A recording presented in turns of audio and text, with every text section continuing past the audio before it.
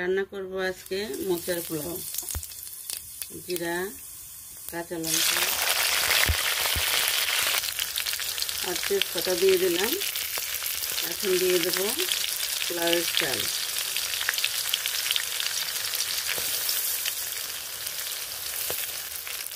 এখন চালটা ভাজা ভাজা করে নেব। নিয়ে সেদ্ধ করে আমি চটকিয়ে রেখেছি। চালটা ভাজা হলে মোচাটা ছেড়ে দেব।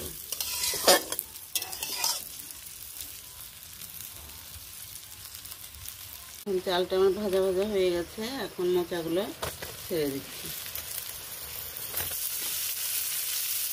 হলুদ দিয়ে সেদ্ধ করে রেখেছিলাম, তাই আর হলুদ দেব না। আমি কিছু লবণ দিয়ে দিচ্ছি। এখন এইভাবে নাড়াচাড়া করে করে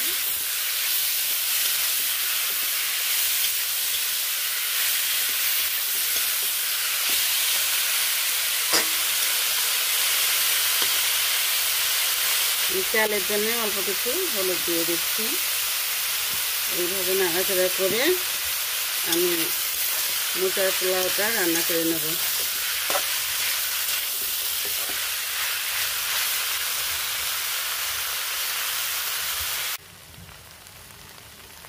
দেখুন আমার পোলাও হয়ে আসছে। এখন আমি কিছুটা চিনি দিয়ে দিলাম।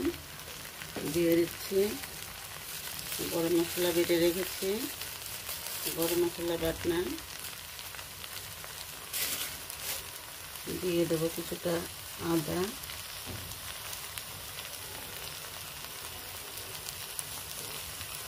আর কিছুটা আমাকে দিতে হবে চালের গুঁড়া। চালের গুঁড়াটা দিয়ে দিলাম। এখন নাড়াচাড়া করে মিশিয়ে নেব।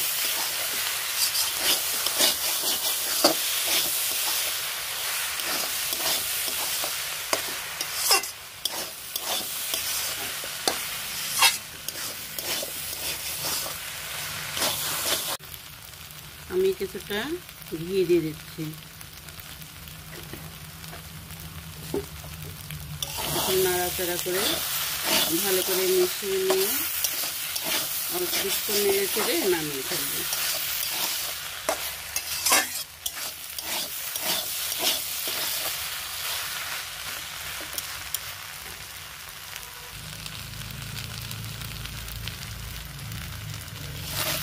দেখুন আমার মোচার পোলাও রান্না হয়ে গেছে। এখন আমি নামিয়ে নেব।